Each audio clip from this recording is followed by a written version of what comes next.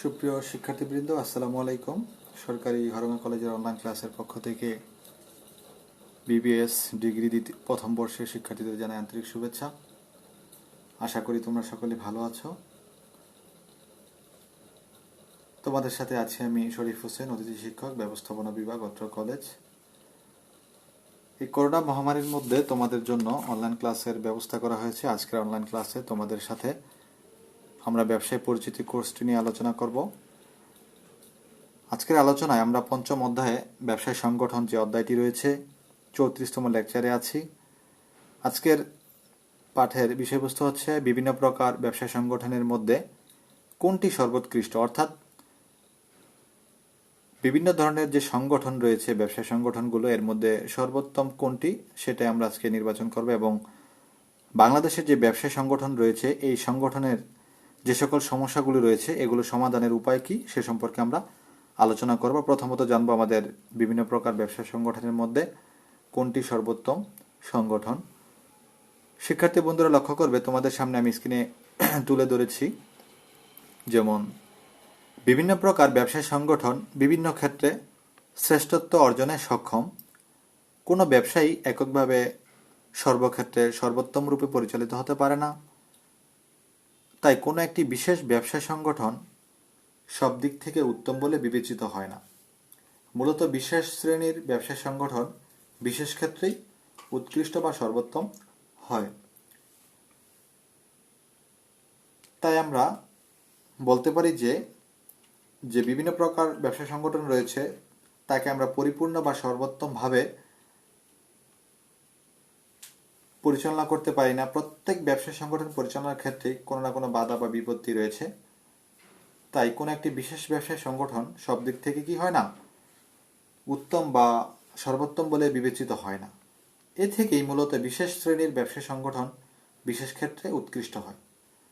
তারপর দ্বিতীয়ত রয়েছে ব্যবসায় সংগঠনের ক্ষেত্রে বাংলাদেশের যে সমস্যাগুলি, এগুলো কিভাবে আমরা সমাধান করতে পারি সে সম্পর্কে আমরা একটু আলোচনা করব। প্রথমত আমরা জানি যে বাংলাদেশ একটি উন্নয়নশীল এবং কৃষি নির্ভর অর্থনীতির দেশ। তবে শুধু কৃষির মাধ্যমে দেশের সামগ্রিক অর্থনৈতিক উন্নয়ন সম্ভব নয়। এক্ষেত্রে প্রয়োজন ব্যবসায় সংগঠনগুলোর উন্নয়ন এবং সম্প্রসারণ। আমাদের দেশের ব্যবসায় সংগঠনগুলোর মধ্যে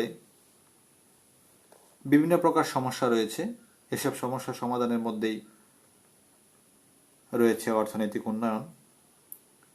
আমরা কি উপায়ে এই সমস্যাগুলো সমাধান করতে পারি সেগুলো সম্পর্কে জানব। প্রথমত রয়েছে মধ্যস্থ ব্যবসায়ীদের দৌরাত্ম্য হ্রাস।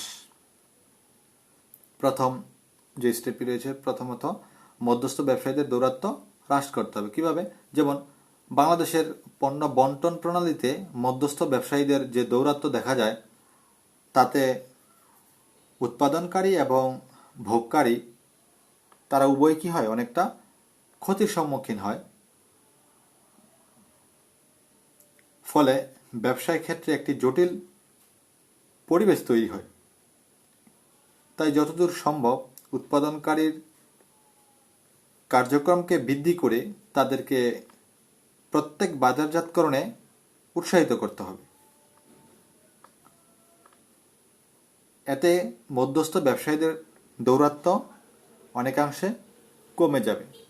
তারপর দ্বিতীয়ত রয়েছে দেশীয় পণ্য ব্যবহারে উৎসাহিতকরণ। অর্থাৎ প্রত্যেক দেশই যদি তার দেশীয় পণ্য ব্যবহারে সচেতন থাকে তাহলে ওই দেশের অর্থনৈতিক উন্নয়ন অনেকটা সম্ভব। আমাদের দেশের জনগণের মধ্যে দেশীয় পণ্য ব্যবহারের আগ্রহ খুবই কম, অর্থাৎ সন্তোষজনক নয়। তারা প্রতিনিয়ত বিদেশি পণ্যের প্রতি অনেক আগ্রহী। দেশীয় পণ্য ব্যবহারের আগ্রহ থেকে মানুষের মধ্যে দেশাত্মবোধ জন্ম নেয় এবং এর মধ্য দিয়ে দেশীয় যে শিল্প রয়েছে তা বিকশিত হওয়ার সুযোগ ঘটে। তাই দেশীয় পণ্য ব্যবহারের জন্য জনগণকে বেশি বেশি করে অনেকটা উদ্বুদ্ধ করতে হবে এবং ক্ষেত্রবিশেষে পণ্যের সংরক্ষণ যে নীতি রয়েছে তার প্রয়োগ ঘটাতে হবে। তৃতীয়ত রয়েছে ঋণের সহজ প্রাপ্যতা, অর্থাৎ একটি দেশে যে কোনো ধরনের ব্যবসায় সংগঠন পরিচালনার ক্ষেত্রে অর্থ বা মূলধনের প্রয়োজন হয়, কিন্তু অনেক ক্ষেত্রেই একজন সংগঠন বা সংগঠনকারীর মধ্যে এককভাবে তা সরবরাহ করা সম্ভব হয় না। সেক্ষেত্রে দেশের আর্থিক ঋণের যে ব্যবস্থা রয়েছে তার উপর শরণাপন্ন হয় একজন ব্যবসায়ী। তাই বাংলাদেশের সরকারি ব্যাংক ও আর্থিক প্রতিষ্ঠানগুলো হতে ঋণ গ্রহণের ব্যাপারে একটি জটিলতা দেখা দেয়। সৎ এবং যোগ্য ব্যবসায়ীদের পক্ষে ঋণ গ্রহণ করা অনেক ক্ষেত্রেই কষ্টকর হয়ে দাঁড়ায়। অথচ ঋণের যে সুবিধা, তাছাড়া বর্তমানে ব্যবসা বাণিজ্য সুষ্ঠুভাবে গঠন এবং পরিচালনা করা কি নয়, সহজ নয়। তাই দেশের সকল ব্যাংক ও আর্থিক প্রতিষ্ঠানগুলো ছোট বড় সকল ব্যবসায়ী যাতে সহজে ঋণ গ্রহণ করতে পারে তার জন্য সুব্যবস্থা করতে হবে। এটা করবে কারা? ব্যাংক এবং আর্থিক প্রতিষ্ঠান। তারপর রয়েছে চোরাচালান রোধ। আমরা জানি বাংলাদেশের চারদিকের তিন দিকেই মূলত যে অন্যান্য দেশের সংযোগ রয়েছে, সেক্ষেত্রে চোরাচালানের পরিমাণ অনেকটা বেশি থাকে। আর চোরাচালান দেশীয় শিল্পের জন্য হুমকি স্বরূপ। আমাদের যে সীমান্ত দিয়ে ঘটিত চোরাচালান দেশের ব্যবসা বাণিজ্যকে ধ্বংসের দিকে ঠেলে দিচ্ছে। তাই দেশীয় শিল্প ও ব্যবসা বাণিজ্যকে টিকিয়ে রাখার জন্য চোরাচালান রোধে সরকারকে কঠোর পদক্ষেপ নিতে হবে। প্রয়োজনে চোরাচালান রোধে জনগণের মধ্যে ব্যাপক সচেতনতা সৃষ্টি করতে হবে এবং তাদের মধ্যে এক ধরনের দেশপ্রেম জাগাতে হবে। এরপর ব্যবসা সংগঠনের যে সমস্যা তা সমাধানের আরও একটি উপায় হচ্ছে দক্ষ উদ্যোক্তা সৃষ্টি। অর্থাৎ বাংলাদেশের ব্যবসা বাণিজ্য গতি সঞ্চারের জন্য দক্ষ উদ্যোক্তা গড়ে তোলা আবশ্যক। দক্ষ উদ্যোক্তা সৃষ্টির লক্ষ্যে দেশের শিক্ষিত বেকার জনগোষ্ঠীদের মধ্যে শিক্ষা এবং প্রশিক্ষণের ব্যবস্থা গ্রহণ করতে হবে। প্রশিক্ষণ শেষে যেন প্রত্যেক প্রশিক্ষণার্থী সহজ শর্তে এবং স্বল্প হারে ঋণ গ্রহণ করতে পারে সে ব্যবস্থা করতে হবে এবং অন্যান্য যে কারিগরি সহযোগিতা রয়েছে তার ব্যবস্থা করতে হবে। এভাবে তারা উৎসাহিত হলে একটি দেশের অর্থনৈতিক উন্নয়ন ঘটানো সম্ভব। তারপর রয়েছে যোগাযোগ ব্যবস্থার উন্নয়ন। আমরা জানি পরিবহন এবং যোগাযোগ ব্যবস্থার উন্নয়ন ব্যতীত ব্যবসা বাণিজ্যের উন্নয়ন ঘটানো সম্ভব নয়।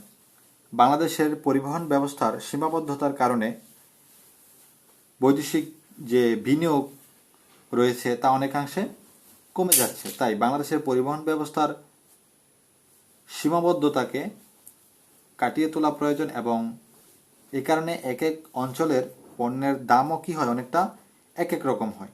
আবার অভ্যন্তরীণ এবং বৈদেশিক যোগাযোগ ব্যবস্থা অনুন্নত হওয়ায় এবং বন্দরে সুযোগ সুবিধার যে সীমাবদ্ধতা তার কারণে ব্যবসা বাণিজ্যের কি হচ্ছে, গতিশীলে বাধা সৃষ্টি হচ্ছে। তাই পরিবহন এবং যোগাযোগ ব্যবস্থার উন্নয়ন ঘটানোর প্রয়োজন। তারপর রয়েছে উন্নত প্রযুক্তির ব্যবহার। উন্নত মানের পণ্য উৎপাদনের জন্য প্রয়োজন উন্নত প্রযুক্তির ব্যবস্থা। বর্তমান তীব্র প্রতিযোগিতার বাজারে উন্নত মানের পণ্য ব্যতীত বাজারে টিকে থাকা সম্ভব নয়। তাই নিজের অস্তিত্ব রক্ষার জন্য উৎপাদনের ক্ষেত্রে উন্নত প্রযুক্তির ব্যবহার ঘটাতে হবে।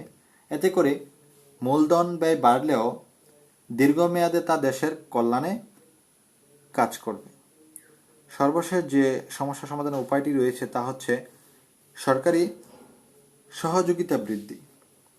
অর্থাৎ দেশের অর্থনৈতিক সমৃদ্ধি অর্জনে ব্যবসা বাণিজ্য গুরুত্বপূর্ণ ভূমিকা পালন করে। তাই ব্যবসা বাণিজ্যের উন্নয়নে সরকারকে প্রয়োজনীয় যে নীতি বা নির্ধারক রয়েছে তাদেরকে পূর্বে আন্তরিকভাবে সকল কর্মপন্থা গ্রহণ করতে হবে, যাতে করে দেশের ব্যবসায় সংগঠনের উন্নয়ন ঘটানো যায়। এর বাইরে আরো কিছু সমস্যা রয়েছে যেগুলো আমরা সমাধান করতে পারি, যেমন সহযোগী প্রতিষ্ঠানগুলোর উন্নয়ন এবং আইনশৃঙ্খলার যে নিয়ম নীতি রয়েছে এই আইনশৃঙ্খলা পরিস্থিতির উন্নয়ন ইত্যাদি, এগুলোর যে সমস্যা রয়েছে এই সমস্যা সমাধানের মাধ্যমেই বাংলাদেশের ব্যবসা সংগঠনের ব্যবস্থা অনেকাংশে বৃদ্ধি পায়। তো শিক্ষার্থী বন্ধুরা, এই ছিল আমাদের আজকের আলোচনার বিষয়বস্তু। আমরা পরবর্তী ক্লাসে অন্য যে কোনো একটি বিষয় নিয়ে আলোচনা করব। সে পর্যন্ত তোমরা সকলে ভালো থাকো এবং সুস্থ থাকো, এই আশা ব্যক্ত করছি। আসসালামু আলাইকুম।